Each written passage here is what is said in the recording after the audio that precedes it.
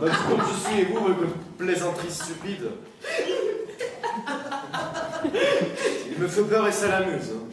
Ça va. Je m'excuse. Je ne le ferai plus. Je ne le ferai plus.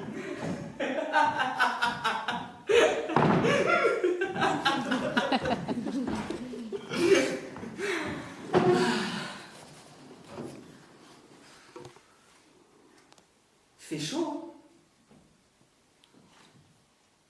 Mon petit vieux, vous ne me croirez même pas. En moins de 3 heures, je me suis tapé 17 verstes.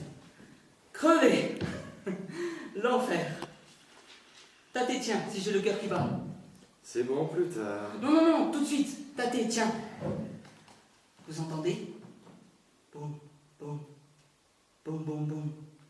Ça veut dire que j'ai le cœur malade. D'une minute à l'autre, je peux décéder subitement. Vous seriez triste si je meurs? Je lis. Plus tard.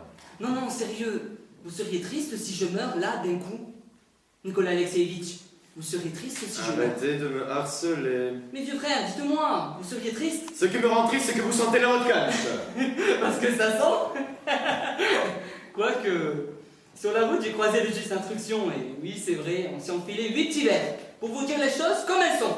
Écoutez voir, c'est mauvais de boire, hein? Hein, c'est mauvais, hein? C'est insupportable, alors. Ça va, je m'excuse. Amen, restez tranquille. Des gens étonnants, même pas le droit de causer. Ah oui, un de plus, j'oubliais.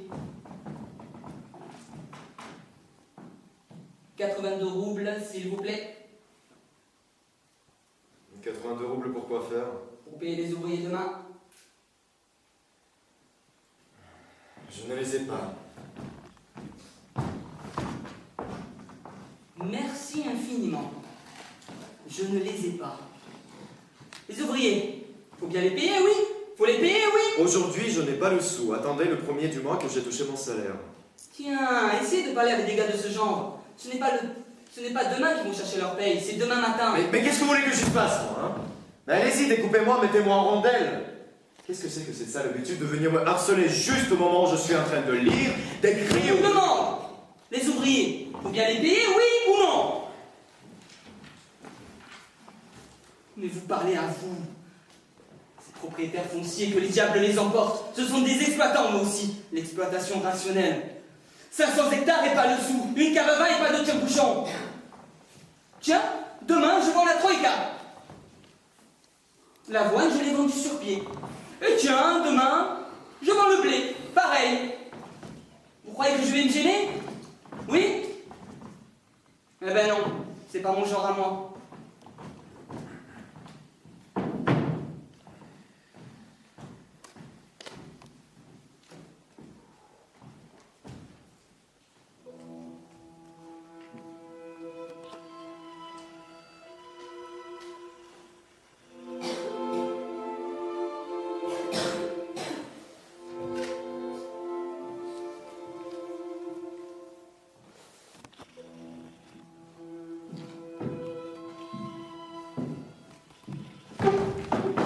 Sacha, c'est toi.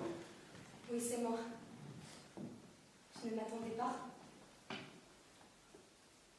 Pourquoi es-tu resté si longtemps sans venir? Tu sais, Sacha, c'est imprudent. Ta présence peut avoir un effet terrible sur ma femme. Elle ne me verra pas, je suis passée par l'entrée de service. Pourquoi es-tu resté si longtemps sans venir? Ma femme est passée enfoncée comme ça, elle est presque en train de mourir. Et là encore toi, Sacha. Sacha, comme c'est inconséquent et comme c'est inhumain. Qu'est-ce que je devais faire? 2 semaines que tu ne viens plus chez nous. Que tu ne réponds plus aux lettres. Je m'inquiétais. J'ai pas eu une seule nuit de sommeil et j'imaginais qu'ici tu souffrais d'une façon insupportable. Que tu étais malade, que tu étais mort. Je repars tout de suite, dis-moi juste une chose, tu vas bien?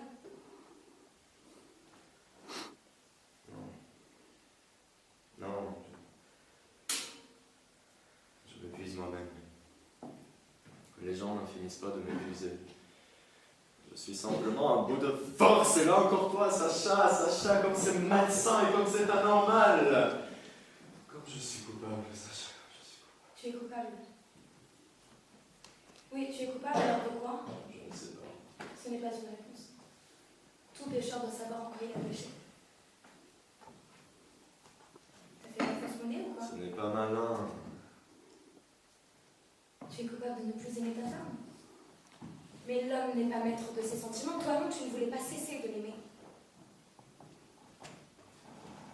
Tu es coupable qu'elle m'ait vu te faire une déclaration, mais toi non, tu ne voulais pas qu'elle le Et voie. ainsi de suite, et ainsi de suite. Il a cessé d'aimer, il n'a plus aimé, il n'a plus maître de ses sentiments. Tout ça, c'est des lieux communs, des phrases toutes faites, mais qui ne sont d'aucun secours.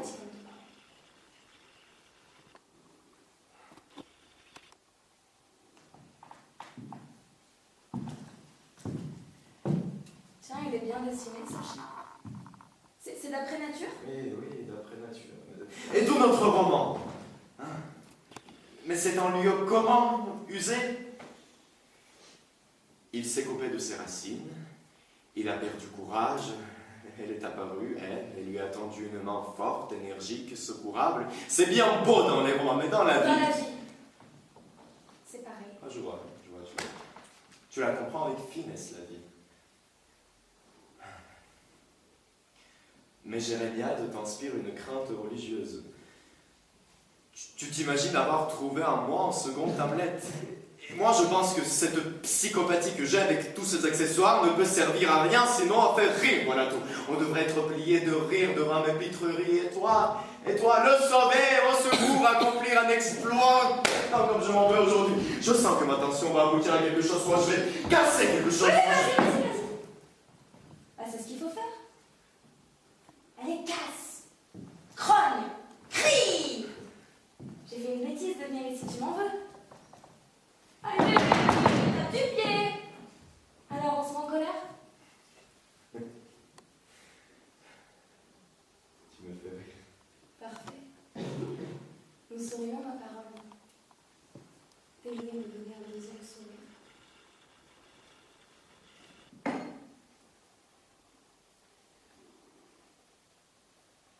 J'ai remarqué une chose.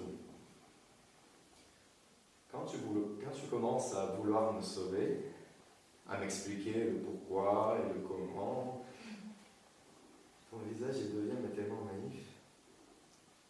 Tes prunelles s'élargissent, comme si tu regardais une comète. Attends, tu as de la poussière sur ton nez.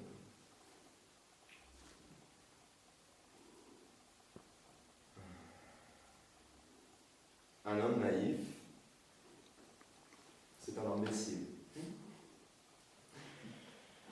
Mais vous, les femmes, vous trouvez toujours le moyen d'être naïve au point que ça en devient charmant, salubre, chaleureux, et pas aussi bête que ça n'a l'air. Seulement, qu'est-ce que c'est que cette manie que vous avez toutes, hein? Tant que l'homme est en bonne santé, fort et joyeux, vous ne lui prêtez mais aucune attention. Mais dès qu'il commence à se rouler au bas de la pente et qu'il se met à pleurer misère, vous vous jetez à son cou. Être l'épouse d'un homme fort et joyeux, est-ce donc pire qu'être la garde malade de je ne sais quel raté pleurnichard? C'est pire. Mais pourquoi donc? Darwin, il ne se doute pas de ça, sinon il vous montrerait de quel bois il se chauffe. Vous dépravez la race humaine. Par vos bons soins, d'ici peu, on ne verra plus naître que des géniales et des psychopathes. Il y a beaucoup de choses que les hommes ne comprennent pas. Les jeunes filles aiment mieux les ratés que les chanceux. Parce que ce qui les séduit toutes, c'est un amour actif. Tu comprends? Actif.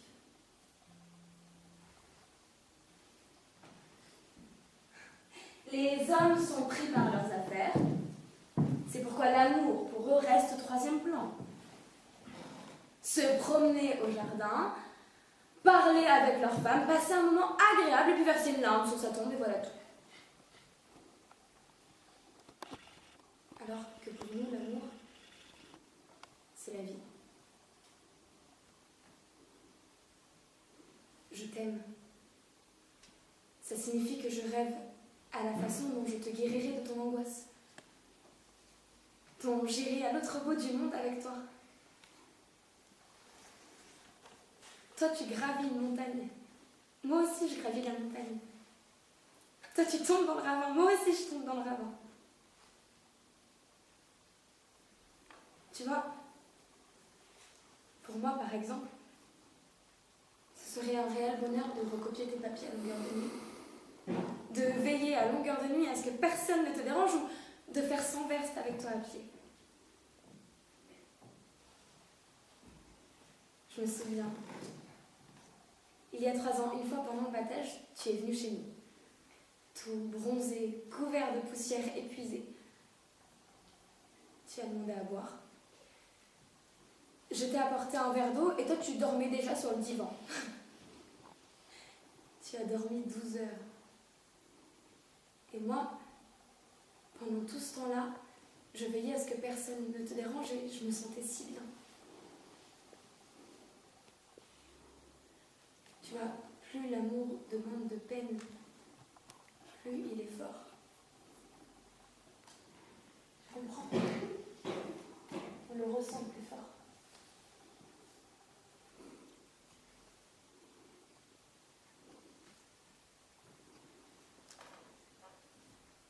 L'amour actif.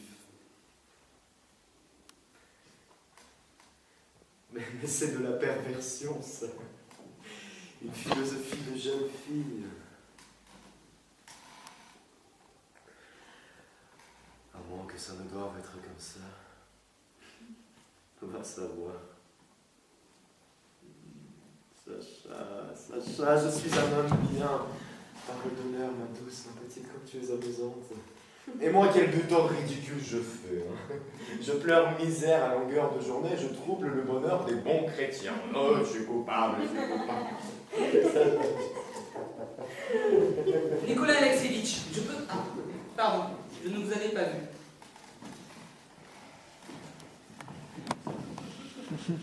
Good afternoon. Bonjour. Vous avez pris des formes, vous avez embelli. Je m'en vais, Nikolai Alexeyevitch. Je m'en vais. Vision céleste. Je venais pour la prose, je tombe sur la poésie.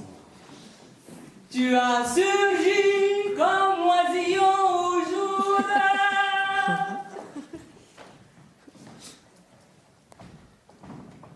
Nicolas, n'empêche là quelque chose, un truc comme ça, que les autres n'ont pas, quelque chose de particulier. C'est vrai, non? De fantasmagorique. En fin de compte, la fiancée la plus riche de tout le district, mais la maman, c'est un tel fléau que personne ne voudra s'y risquer. Après sa mort, tout reviendra à la petite Sacha, mais d'ici là, elle en logera des milliers des cents, un fer à plisser, un fer à repasser. Et en plus de ça, elle voudra qu'on lui baise les pieds.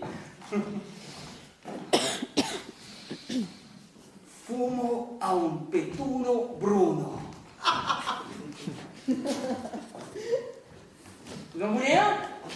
C'est du bon, ça se laisse fumer. À la minute, fichez le camp de chez moi à la minute. À la minute! Qu'est-ce que ça veut dire?